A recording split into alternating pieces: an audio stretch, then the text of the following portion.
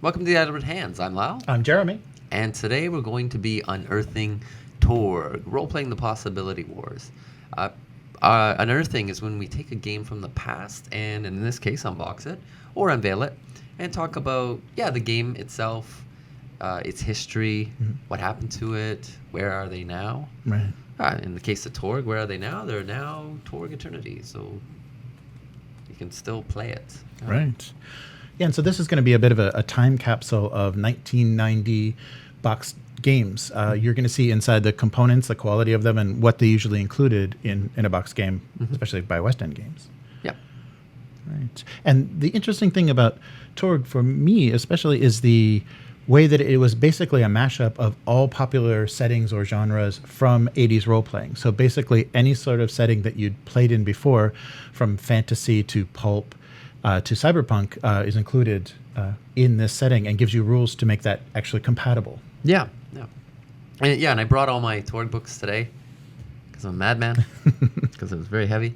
I can't even see them all. I thought I would display them and just wow them with the thrill of Torg. Yes. But and I've even got it sent all the way from Canada. So Wow. if you know Japanese apartments, you can understand why my wife is mad at me sometimes. But but I mean, we're looking at like a fantasy, pulp, primitive, horror, cyberpunk-ish, Japan.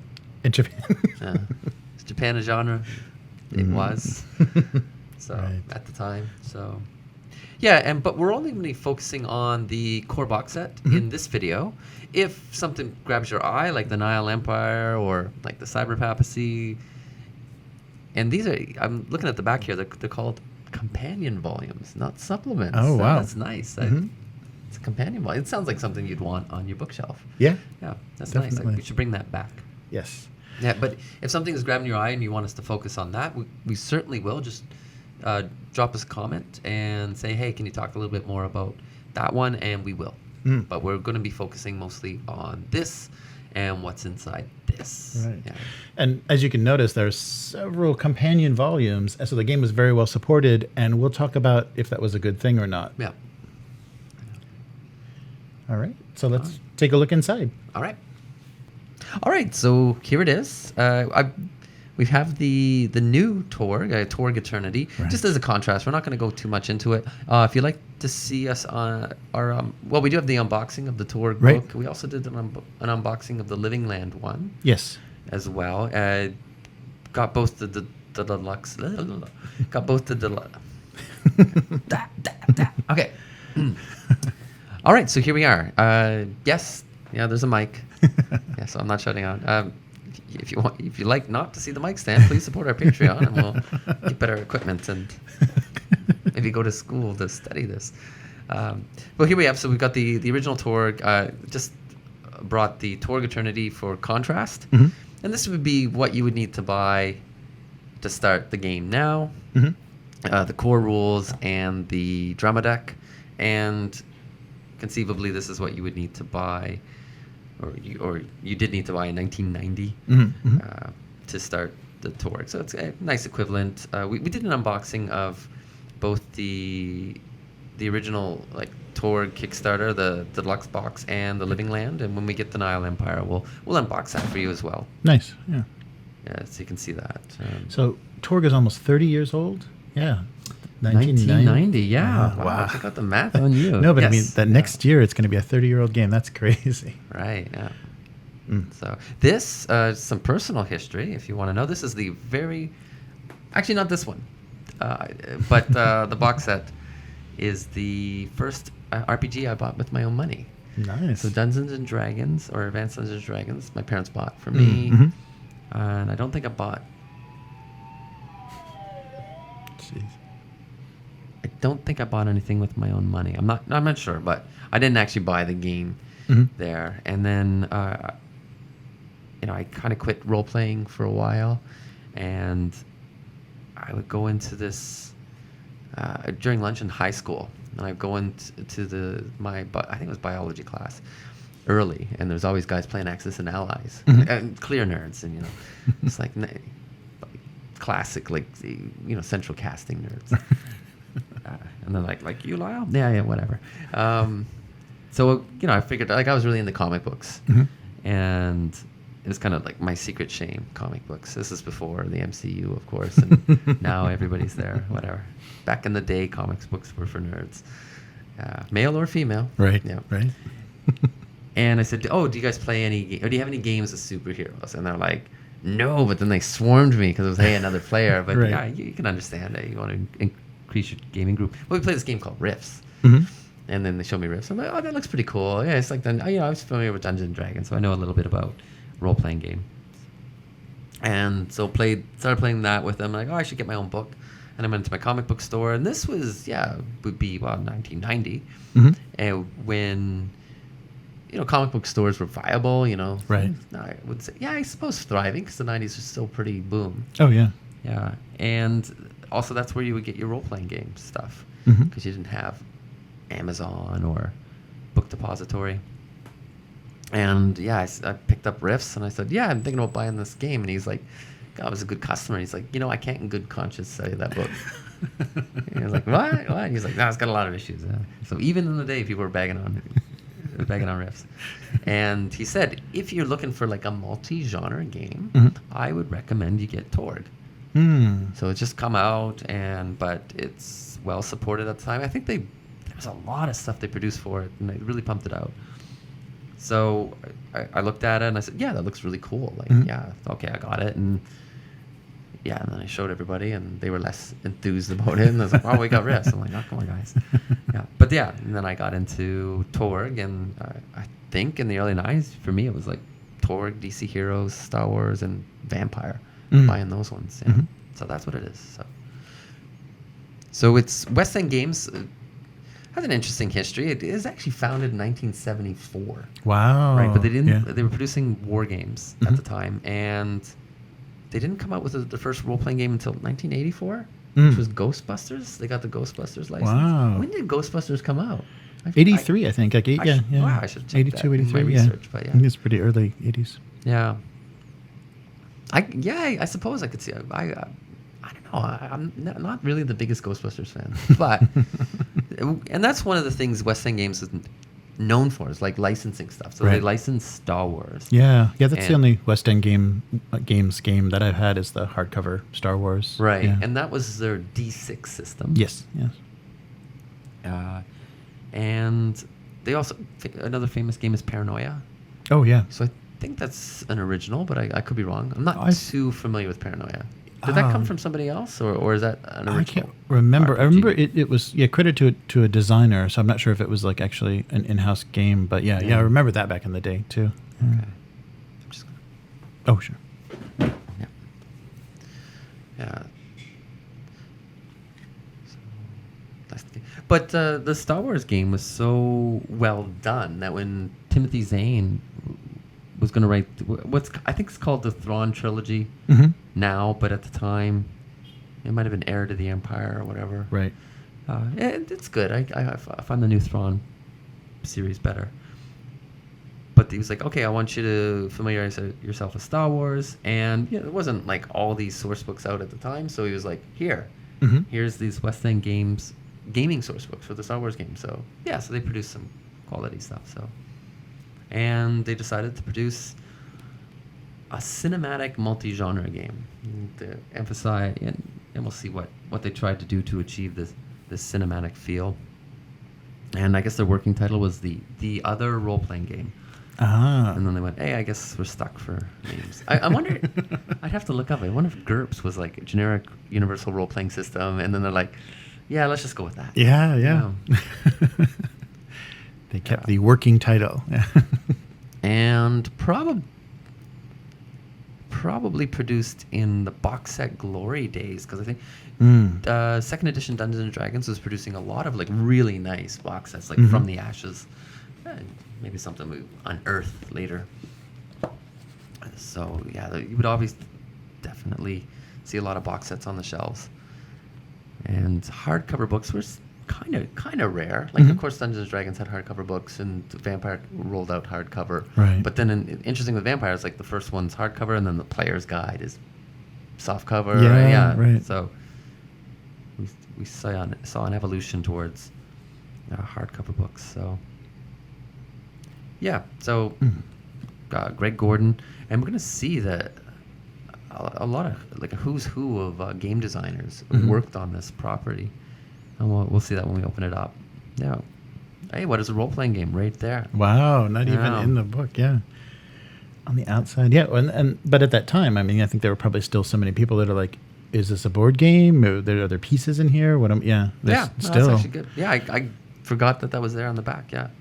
Yeah, probably should say, do you know Dungeons and Dragons? Yeah, like that.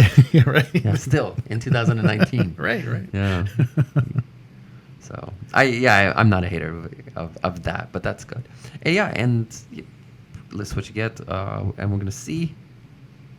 Yeah, I knew they had a 20-sided die. Full disclosure, the 20-sided die you will see when we open this box set is one I grabbed today and inserted in. But I think it looks like the 20-sided die back in the day. Nice.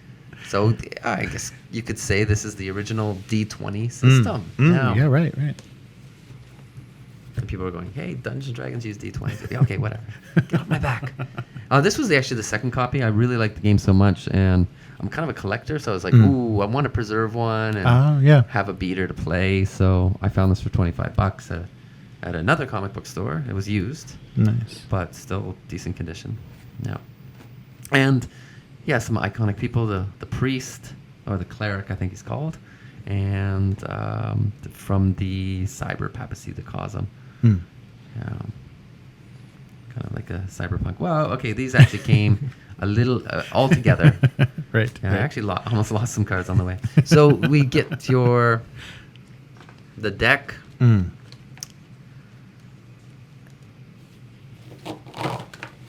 And we'll look at those specifically a little bit later. Just let me move. And then this was, I mean, it's still kind of amazing, or not amazing, but still very uncommon is to have cards to use in gameplay. Right? But in Torg, that was revolutionary. Right. All right. Oh, yes, I have heard of rubber bands. Thank you. Probably should do that. Yeah. Okay. So we'll look at those a little bit later. Yeah, and the die. Wow, it's still in great condition after all these years. Yeah, imagine that. But I think it was white. I think it was a white. Was it filled in? Because I remember in the 80s you would get the polyhedral I think it was dice. filled in. Yeah, I think. And then sometimes they'd give you a crayon. Come on, it was 1990. It wasn't the, that's the right. Stone Age of that. Yep, we got the rule book, an adventure book, and the world book. And that has all the information. So people unfamiliar with Torg, it's basically different cosms are invading Earth. And we'll briefly look at what some of those are. And another innovation for the game is the Infiniverse newsletter. And the idea was it's like, so you get in and you send in your response form. So D&D did something similar, like with Living Greyhawk during third edition, where I guess what happens in Greyhawk will change depending on like what the players did. I think Legends of the Five Rings did something similar, maybe, but it like the world evolved, and I think it might have evolved based on what players did somehow. Sorry, I didn't participate, but this may have been the first. And you did stuff like say what your message was, and like if you destroyed like a High Lord's base somewhere, then hey, okay, it doesn't have a base there, or took back a portion of Earth from this reality, then hey, they might have checked that out. I'm like, come on, kid. Okay, you defeated the Nile Empire. All right. Put that one in the shredder. Yeah. And I know we said we weren't going to talk too much about the books that came out, unless you're interested in, but they did produce... other way. Yeah, do towards you. Yeah.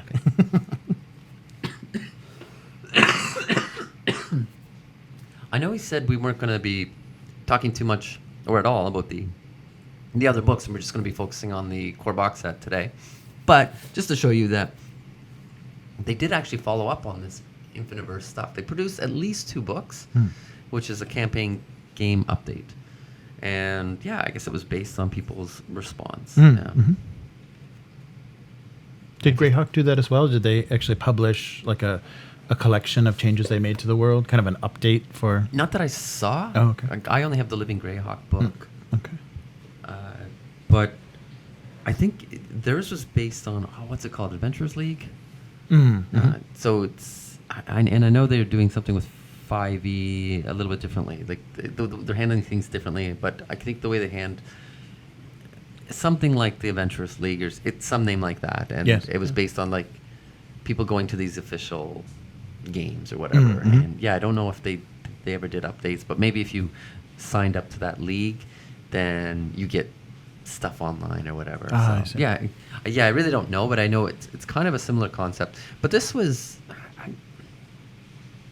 man, I should have done more research on the internet. But around about the time, it was that in 1990, email wasn't that prevalent. Right. So I think I got my first email account in '92, and that was through the university. Mm-hmm. And we thought, ooh, that's really strange. Yeah, and we're sending in assignments Right. on email, but Wow. it was such primitive email that we were typing it in email. So we were sending like a massive essay. Man, people would get stuff deleted. And, yeah. Anyway, like we weren't sending attachments. Right. And the character sheet, well, that's pretty standard. Yeah. Yeah, one of the criticisms of Torg or West End Games is that they didn't embrace the internet. Because if they had this idea, this is tailor-made for like the internet and Yeah, things like that. or at But they least were like doing newsletters. Right. So Yeah, at least a bulletin board service or something. Yeah, they could have had their own. Yeah. At that time. Wow. So yeah, for somebody like me, I mean, would have made a difference. But yeah, I mean, gamers are geeks, and geeks really embrace the internet. But they found the love that they couldn't find in the real world, I guess. Sorry. Yeah, I remember like somebody would online in the mid '90s where one of my girlfriend's dads, he would just sit on the computer talking to people, and we're like, that is so bizarre. Right. There were real people here in this house, Yeah. but he's talking to people on the computer. Yes. That's just a recipe for divorce. And they did get divorced. Of course. We did call it, but yeah. So, well, let's look at the rule book, and we'll also talk about actually we should get the character sheet to make the references to the rules. And people who didn't game in the 80s or 90s, you really didn't get to experience how much we love charts. Right. So this has a chart, and it's a very important part. And actually, Torg Eternity still uses this chart. So yeah, so just some of the names here. Of course, Greg Gordon, but then Bill Slavicsek, I pronounce that. Ray Winninger, and people who loved DC heroes like I did would definitely recognize that name. He's made some really good books for that, and he made perhaps the most 90s superhero game ever called Underground. Yes. Which was if people are familiar with Martial Law, the comic book, which is violence to the max. If people read comics in the 90s, it got really, really gritty, and this was then there was a lot of like commentaries on superheroes, and Underground was kind of like a martial law comic where they're all veterans from like a superhero war, and now they gotta like do their thing, and yeah, so it's pretty gritty. We weren't playing good guys, Right. You had big guns, so. But yeah, we were. I guess that would be perfect bound. Yeah, it looks Yeah. like it. Yeah. So glue, pretty standard paper, no colors. Yeah. Hey, guess what? And people who know the 80s and 90s, Asia meant Japan. Right. So just all rules, mixing it up. No, hello. Combats and chase, and they still really try to. Chase rules are so difficult. People are still trying to master them. So and they're doing that in Torg Eternity. We had an opportunity Oh, yeah. to do that. Yeah. That's right. And other things that was important is the idea of like possibility Mm-hmm. or possibilities, or what differentiates a norm from a storm knight is the storm knights are able to manipulate reality Right. or possibility energy. Yeah. Yeah, and And- that was very striking. I wasn't familiar with Torg before you started talking about Torg Eternity, and then when you described that setting and the possibility and the cosms where different technologies and different powers and things, either activated or were inert, is very interesting. Yeah. Oh, yeah. I should say, like, I mean, it's the same cover as on the top of the box set, but you're looking at somebody coming from the cyber papacy, which is like cyberpunk meets the Vatican, Right. and that kind of world. And they have obviously cybernetics, high tech, and then you've got like a cleric, and he's from the core Earth, as they call it, and that's our Earth. And both these cosms have they have different laws, and then they have different reality ratings or ratings on like things like magic, social, spiritual, and tech. Mm-hmm. Yeah, and why isn't she just gunning down everybody? Well, I mean, it's a bit of a risk. Mm-hmm. Yes, that gun is very awesome, but it's high tech. So if she goes into a low tech world, Right. it might fail on her. And if it failed on a norm, that's it. But Storm Knight has the ability to maybe protect it or to reactivate it. Yeah. So, and other things is like, it's important for, like, you have Maelstrom bridges. These are the bridges that the possibility raiders came down on, and then they plant these things called stelae, and you put them in like a triangular formation, right. and then you like take over Mhm. that part. And there's different. There's like pure and Yeah. So there's a mixed. example of the Yeah. the triangular So formation. there's the fantasy realm of Isle, and that's Scandinavia and England. I think in the new one it's shifted more, so there's more of Scandinavia in there. And here it was mostly sorry, I said England. I should say the United Kingdom. Right. Sorry, I'm Scottish and Irish and Welsh. Yeah, that's it, right? Yeah. Yeah, I sure. got everybody. Yeah. What about the Cornish? Wow, whatever. I think you're England. Yeah. So, and this is like the fantasy realm. So they would have high magic, low tech. Mhm. Yeah. Mhm. So there's a lot of there would be like things like that, like about draining possibility and like diagrams. It's Right, like, right, yeah. It's complicated, yeah. And it is, especially now where people seem to go towards more simple systems. It is, well, it's ambitious. It's multi-genre. So Yes. you've got not only you got magic, you got miracles, you've got high tech. Mhm. Then I think when the Space Gods came out, I think even like there was biotech and maybe even psionics. Yeah. Yeah. And it's very ambitious to genre mash like that. Instead of just Yeah. making like a generic rule system that you could play any setting or genre in, Yeah. to actually be able to mix totally different genres with each other. So, fantasy and high tech and Yeah. like Stone Age. Yeah. And I think they wanted to make it where it makes sense, not only to like balance it, but like, hey, this would make it interesting. It's like you don't just have like that cyber knight walking into this primitive dinosaur world, Yeah. Yeah. gunning things down. It's like have that cause complications. Yeah. Mhm. And I always thought this is a good tagline. The storm has a name. The name is Torg. People want it. Oh, that's Yeah. right. How would they know that? Did it go introduce itself? Wow, Torg. Yeah. The storm. The storm has a name. Yeah, and then the axioms that we talked about, the magic, social, tech, and spiritual. And then they also have laws. Everlaw of 1, Everlaw of 2. So, yeah. Now we're going to do, after we play a few more sessions of Torg Eternity, we're going to do a review of Torg Eternity. I mean, and we're showing this for nostalgia reasons, and when we do unearth a game that does have an actual new edition, we'll let you know, like, which should you do, and you should play the new game. They make it a lot clearer. They have, like, they need, these are rules that you really need somebody to walk you through, and it has to be written that way. And these weren't necessarily written in the most hand-holdy kind of way. So that, yeah, it's the rule book. But what about, hey, what we really want, like the setting, the world book, and yeah, Core Earth and the Still World.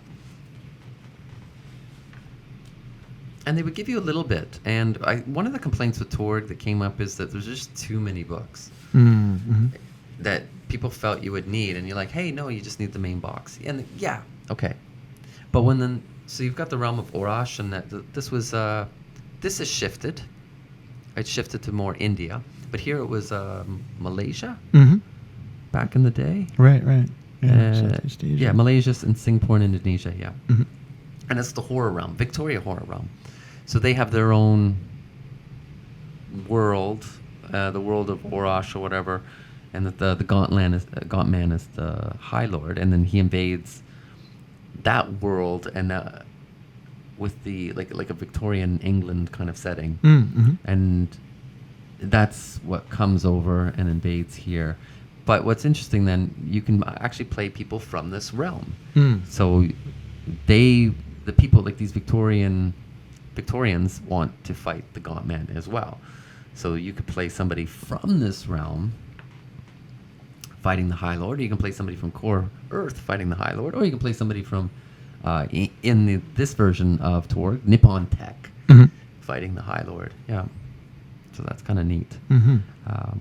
Yeah, so they give you some of the rules and background of it, who the High Lord is, and each cosm has its own world laws. So, yeah, the Victorians, that's what we talked about. Those are the natives of that planet. And then some spells and miracles. So as you can see, not many. So when the Orash source book comes out, of course, people are going to go, oh, I need the Orash source book. Or I can't play Orash. Yeah, and we saw that with 3rd edition D&D. There's a lot of... Right, yeah. Like splat books that come out. And they're still kind of doing that too, where you don't have the rules for certain races. You basically, in the core books, in the player's handbook, the Dungeon Master's Guide, you have the a basic number of races, but they keep getting added on. Yeah. I think 5th edition they're doing a better job, but like 3rd edition was madness. But yeah, I mean, you got to make money. You got to produce that. What are people going to buy? They're going to buy more character classes. Right. And Living Land was or is because they're still around, and it's North America. They invade North America, and it's your dinosaur land with like kind of lizard people. So that's cool. Wow, not many places. Oh yeah. Yeah.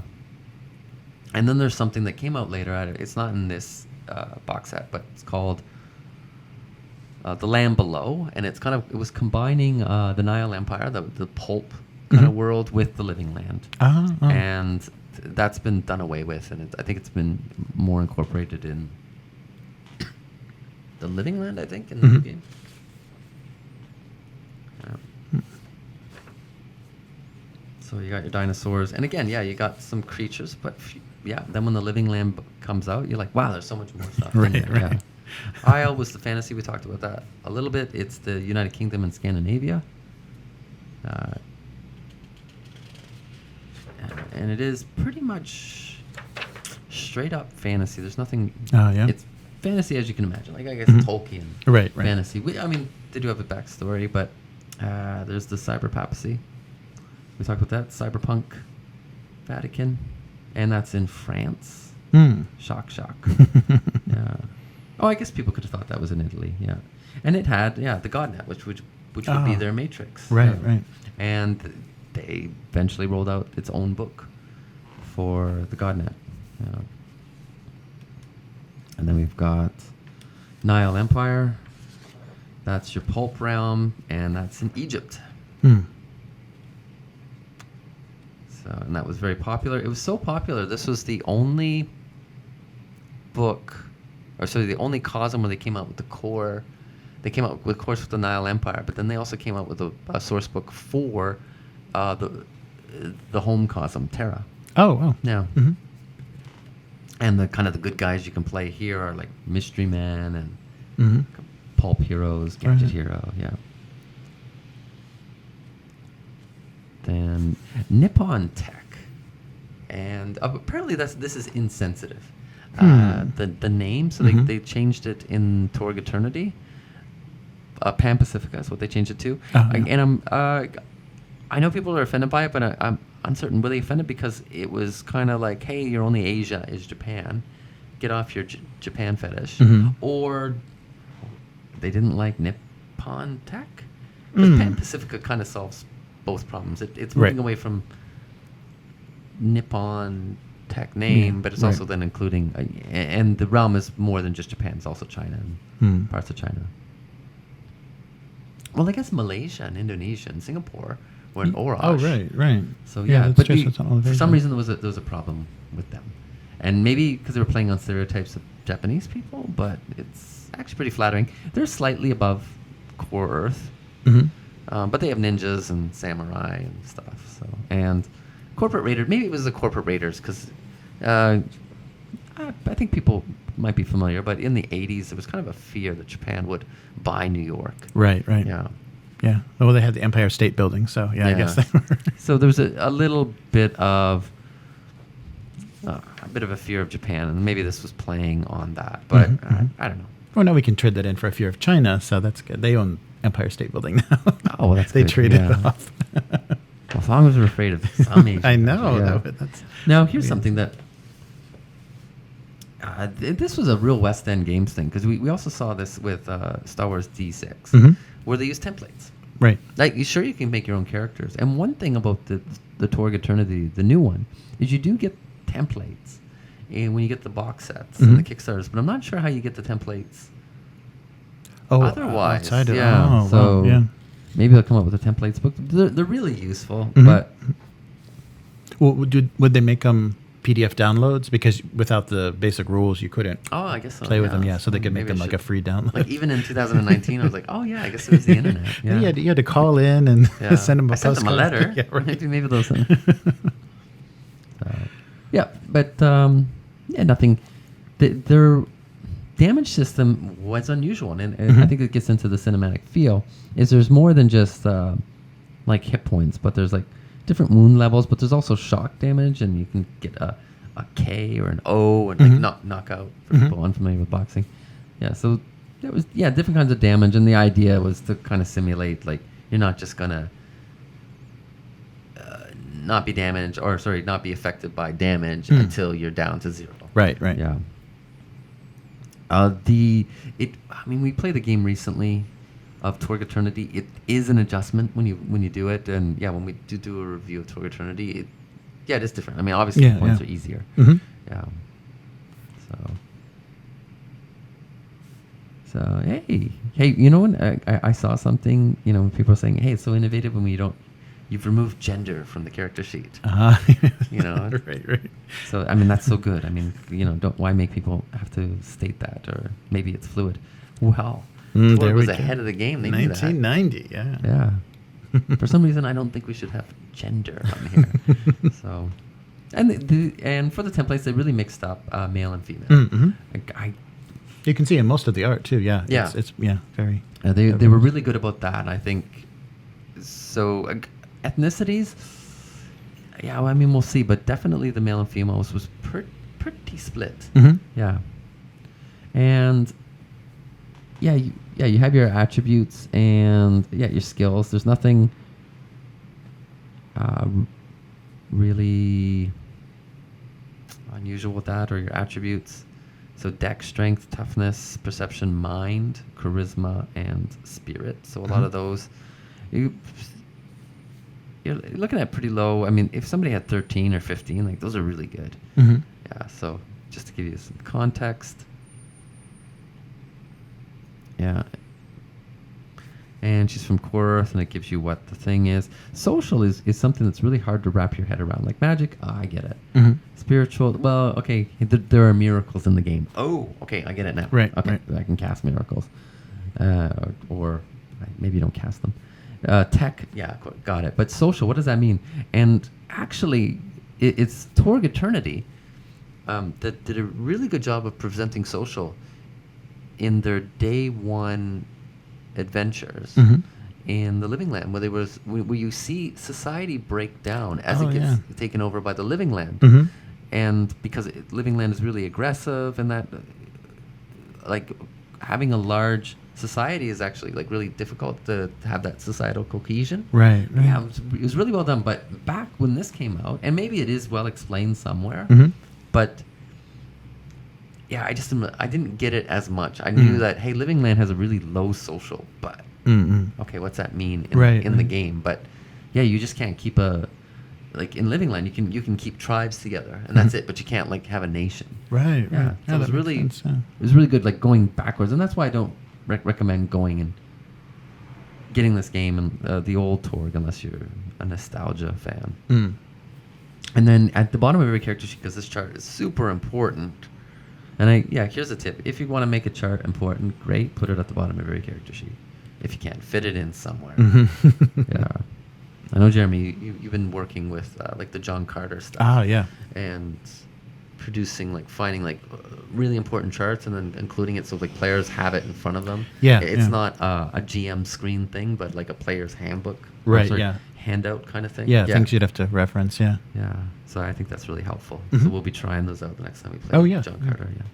But yeah, here it is. And what it is like you got your D20, and I think that it's an exploding die. Right. So people aren't familiar with that. I think when you roll a 10 or a 20, you can re-roll. Mm-hmm. And when I'm playing Torg, I don't think I've ever rolled a 10 or anything. So what you do is, okay, I'll roll the dice. Oh, it's a 7. I'm going to roll again. It's a 3. All right, whatever. Okay, so 3 would be -8. Nice. Okay, so I would fail or whatever. So yeah, high is good, low is bad. So you take what I was trying to do. Like let's say I was using my scholar. So here I take my attribute and then I get skill points and then I would add it there. That's kind of my base, and then I would put -8, and it does that beat the difficulty number. Right. And that's what it is. And you see here, it's like, let's say if I roll 15, great. Adds 2. Wow. It's like, why do you even have 1? Come on. You need Might as those well. Yeah. dice to explode. Explode. Wow. Oh. It happened 10, 20, Oh, nice. 30, There you 30. go. Wow, this is like a Torg first, ladies and gentlemen. And 31. And that is awesome. So it's plus 10. Nice. Yeah. So, and then you would add 10 to that. So Mhm. pretty much I would probably succeed. Nice. So yeah, I mean that's simple enough. I don't think I'm kind of knocking the chart. I mean it is pretty. It's just it's a bonus or Mhm. or a minus, plus or a minus is what you get. Yeah, and you get like hey, contract killer or ninja, operative, just kind of people. Doubting cleric, that's the guy on the front. Mm-hmm.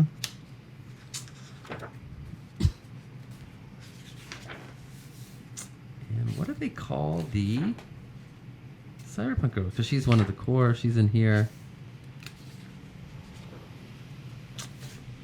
Jack. There she is.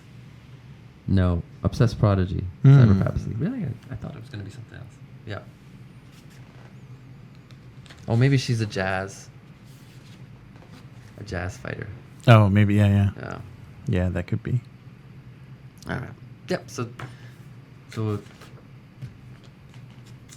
you get that, but yeah, this world book definitely got replaced. Mm. And then, of course, every time there's a new source book, then you felt like it was adding rules and that. So the game started to kind of fall apart. And something like when you make a new edition, it's always good sometimes because then, like GURPS did it, or I think Torg Eternity's doing it, is now you know what you're going to do. Mm-hmm.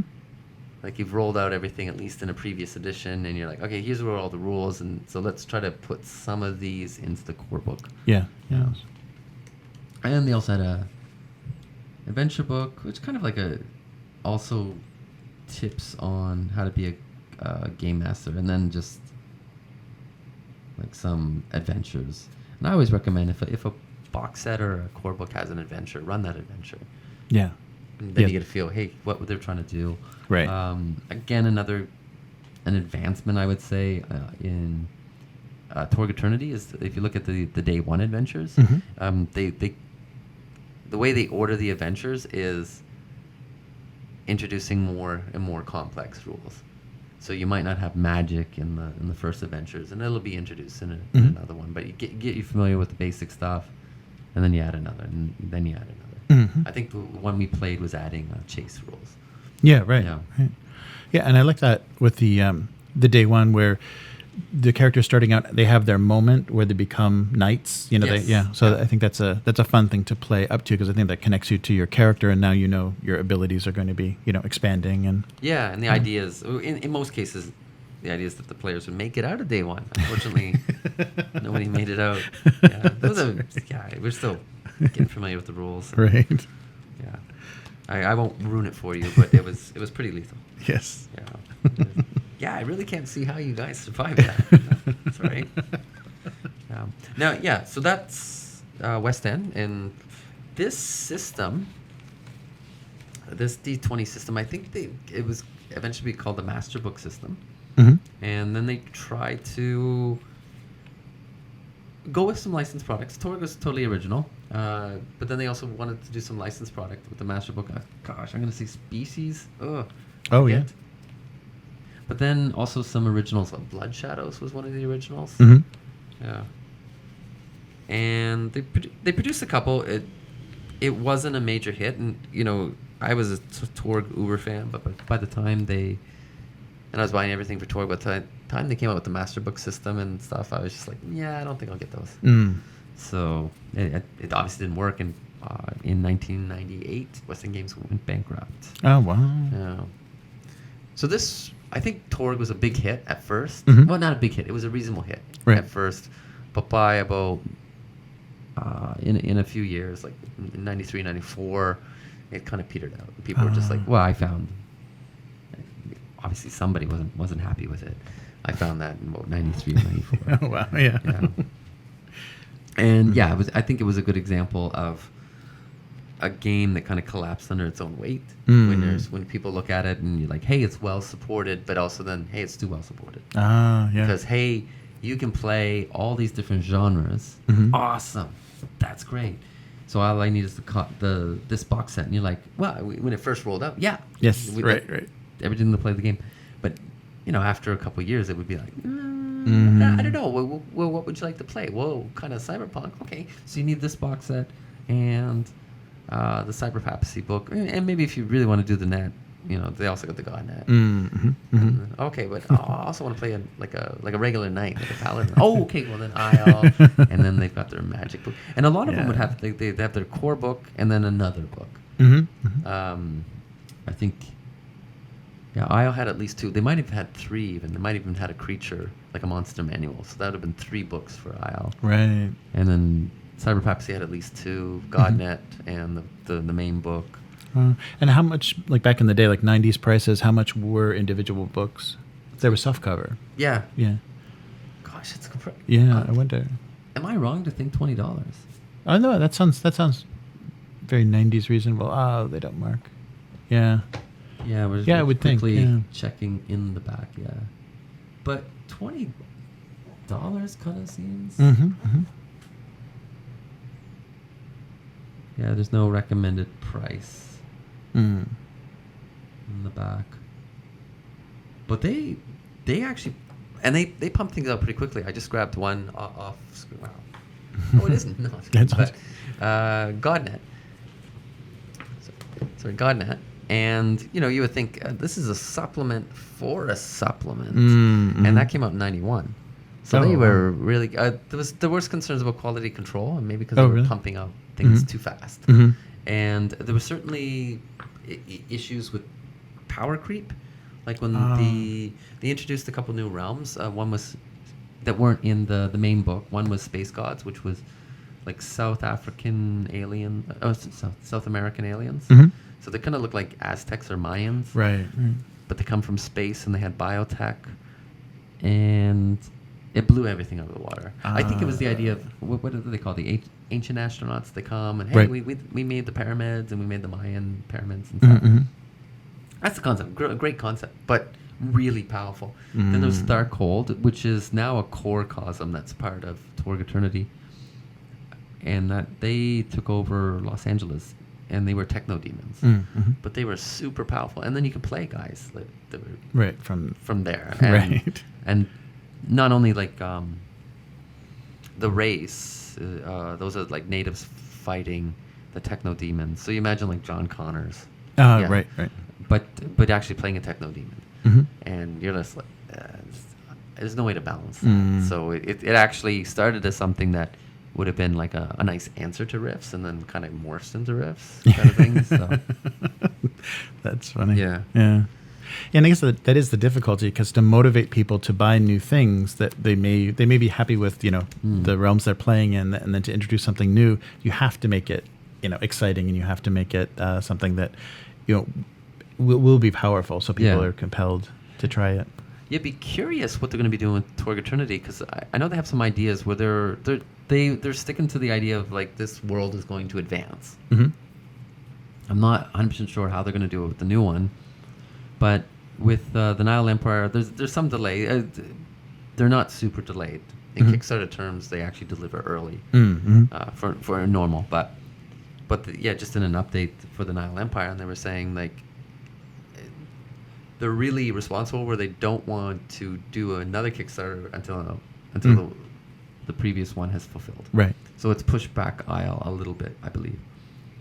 And they're saying, hey, I know people are worried we're not going to get all of them out in time until before we advance the setting, but we think we can do it or something like that. So, okay, but that's going to be. There's the demand, but people are going, hey, give me all the stuff. And Yeah. okay, we're going to give you all the stuff, but then there's going to be more stuff. Right. So, And the thing about them doing Kickstarters is they're going to see the decrease in demand. Like, they're going to see how many people actually, by who supports it, from one Kickstarter to the next, from one cosm to the next. It's like, okay, we better hurry up. We're starting to lose them. Yeah. I wonder if they're going to do. Obviously, Nile Empire is a really popular one, and that was the second one. And then Isle, I would, from my perspective, Isle's not that interesting. So I'm like, oh, Isle's number 3, eh? Yeah. That wouldn't have been my choice. But then maybe they're like, hey, Living Land was the first one, and you're like, hey, let's see what people think, because maybe that's. I've warmed up to Living Land, but it wasn't my favorite in the previous edition. So like, okay, so the kind of see the success, and then do like a really popular one and less popular one. Really popular. Yeah. All right, well, and here are the cards. This is actually quite done quite differently from the new ones. The new ones actually divided them up. Here, I'll just show you. These are my playing copy. So I've sleeved them, and there's like 3 different types, and these are like cosm cards, and these are the drama cards. And these are the Destiny cards. Yep. So the blue. So Destiny, Drama, and Cosm. Cosm weren't even in this, and they kind of combine Drama and Destiny in each one of these cards. So this glory would be Destiny, and these are just special abilities that you can use, like glory. Played after a roll of 60 plus. What? Wow.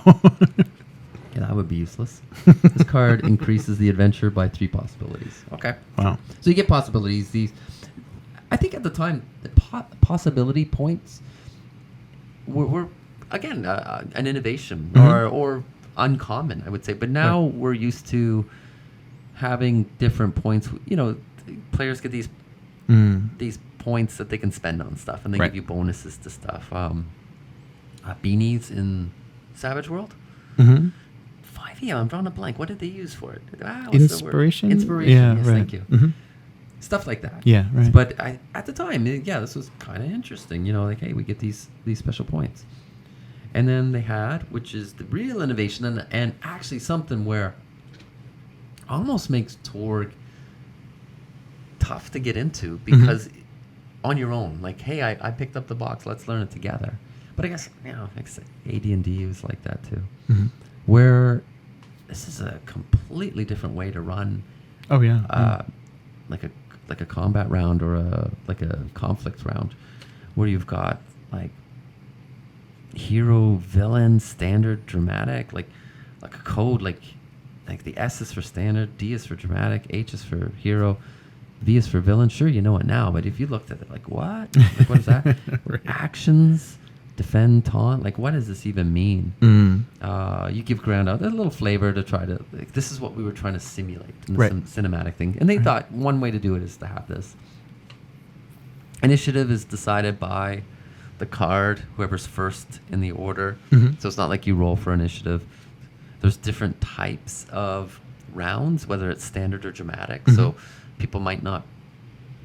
That's kind of hard to get your head around. It's like, what makes the difference? And the card, I think the game master's determining that, and it's which one is going to go. And then certain actions will give you, I believe, possibilities. So if these actions are done, then they give you possibilities. And then skill B, D.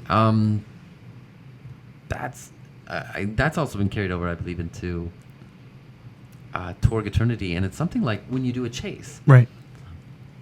and you're like, okay, well, and you say, well, this chase is going to be a sequence of 5 steps, and you can only do steps B and D if the card says it. You know? So if you were at C, it's like, oh, it's kind of been a delayed, and that's tough. And as a game master, last time I ran Torg, I made a mistake where I was so focused on the rule, I wasn't capturing the spirit, the cinematic spirit. Right. Where going, okay, I was going, oh, okay, B and D. All right, I guess you can't do it.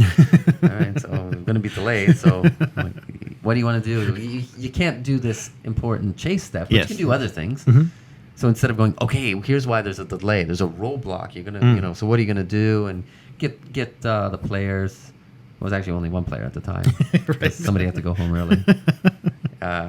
Get him more involved in the cinema. And I think this is a real game where you want to, to get the cinematic feel, you kind of almost not play it by yourself, but kind of get your friends to go, okay, let's just suck it up for a few sessions as we learn the rules. Yeah. But you're not gonna get that cinematic target because first you got to wrap your head around it. Yeah. So you got again. No, that's okay. So in one, so you've got your destiny thing, willpower. Add +3 to the value of perception or mind or a related skill. So wow, that sounds pretty useful. Yeah. Or when you're flipping them over and this is when it's in the player's hands. Oh, I see. Yeah. And the players can use these abilities. Sure, I did make that clear before. And then you also have other cards where you turn them over to determine what's happening in the drama. Yeah. And rolling those with effort. So that's what it is. And then they decided, hey, let's just make it clearer. And so now there are 2 different cards. Ah, yeah. Yeah, so this will be a separate deck, and then this is what you're giving to the players. So, but still doing the same thing. Yeah. So you're still seeing the A and the B, and the initiatives decided, and the actions. So they stay true to the thing. But and separating the cards gives them more real estate, so they can have illustrations to give you flavor. To kind of what action is happening or what's going on. That's something I think people were noticing as we're flipping through. And hey, in the 90s, we didn't need art. Yeah, right. Yeah. Man, so many famous artists came out of games, but art was used so sparingly. Yeah. Oh, I think it was cover artists. Yeah. Yeah, that's true. Painting. Yeah, we just needed columns. Hey, we like that. 3 columns. That was good. And we were happy. Yeah. Throw a marker drawing in there and we're good. Yeah, absolutely. So it was all in your mind. So this was theater of the mind, folks. If you think what you're playing now with your splashy arts, art every 5th page, that's not theater of the mind. You're being spoiled. Your hand is being held. Yes. So that was what I'll say it. One of the most innovative games that come out in, I guess I'll call it the second wave. Whereas, the first wave, I think we know what came out of the first wave. Yes, I'm talking about Traveler. No. Yeah, but in the second wave, I think we were looking at Torg. Vampire came out around about the time or shortly afterwards. Mm-hmm. Yeah. Well, so did the rights, once West End Games went out of business, did the rights float around for a while before Ulysses Spiel picked them up? I believe so. I think there was at least one rights holder in between them and West End Games. So if somebody like Snap, like with all those licensed IPs, and that might have been one of the reasons why West End Games collapsed. I mean, they relied too much. Their most popular games, Star Wars, and I would say their best